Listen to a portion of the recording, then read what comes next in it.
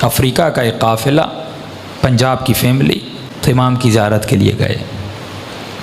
فرماتے ہیں checking posts بہت زیادہ تھی، قافلے کو بار بار روکا جاتا تھا، ان کی گاڑی کو چیکنگ ہوتی تھی۔ اس خاتون کا ایک 7 سال کا بیٹا تھا۔ پولیس والوں نے کہا آپ چیکنگ کروائیں، آپ کا بیٹا گاڑی میں سو رہا ہے، سوتا رہے۔ بیٹا سوتا رہا۔ یہ خاتون چیکنگ کروا کے واپس آئی، بیٹا سو رہا تھا۔ جا کر ان کی گاڑی نجف پہنچی۔ کہتی جب بیٹے کو اٹھانا چاہا تو بیٹا اٹھ نہیں رہا تھا۔ فوری ہاسپٹل لے گئے، ہارٹ بیٹ چیک کی، یہ بچہ مر چکا۔ اس کی ماں بہت روئی، ایک ہی بیٹا۔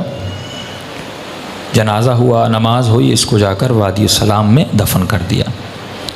اب گھر والوں نے اس کی ماں کو کہا بھائی چلو مولا علی کی زیارت کو، کہا میں نہیں جاؤں گی، میرا بیٹا چھن گیا۔ ہوتا ہے نا، کبھی زیارت پہ جائیں، جن کے بچے سخت ہو جاتے ہیں، مر جاتے ہیں، ناراض ہو جاتے ہیں اہل بیت سے، چھن لیا۔ یہ خاتون مولا علی کی زیارت پہ نہیں گئی، کہا میرا بیٹا امام نے چھین لیا، میں نہیں جاؤں گی۔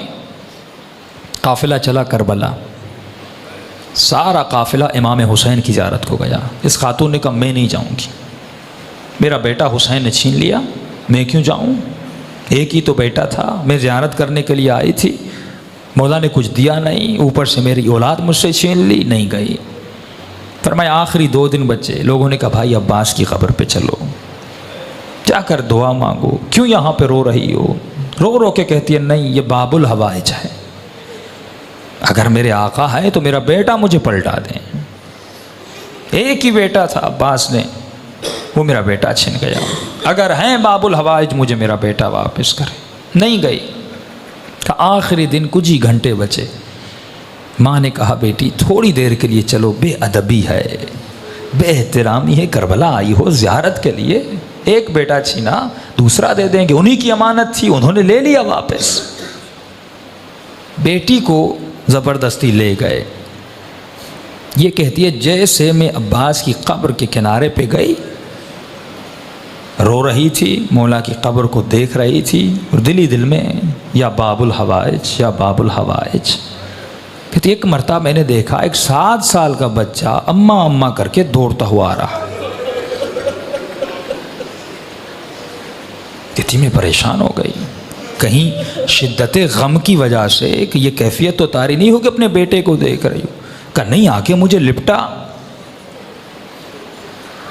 پھر میرے ساتھ جو خواتین تھیں انہوں نے دیکھا، ہاتھوں کو چیک کیا، بالکل بیٹا سالم تھا، سب پریشان۔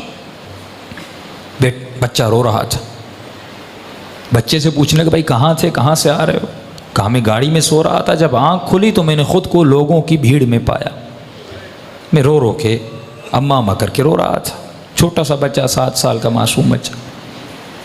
کہتے روتے روتے میں نے دور سے دیکھا ایک گھوڑے سوار ہے، اس کے ساتھ ایک جوان ہے، وہ دونوں آ رہے ہیں۔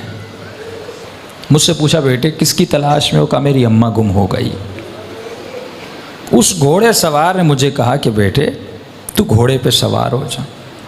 یہ بچہ کہتا ہے کہ میں نے اپنے بچپنے میں کہا کہ انکل مجھے ہاتھ دیں، میں گھوڑے پہ بیٹھ جاؤں۔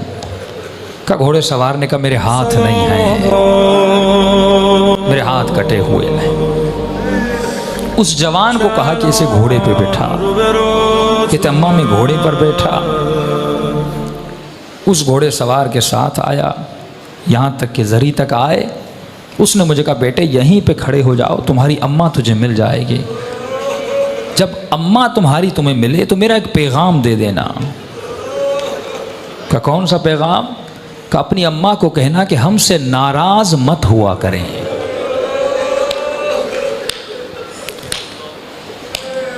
ہم تھوڑی تھوڑی باتوں کے لیے دنیا کی وجہ سے جب اہل بیت کا دل دکھاتے ہیں۔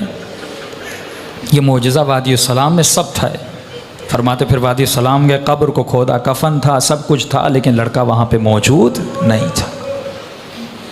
وہ دینے پہ آئے، دیتے بھی ہیں، معجزے کرنے پہ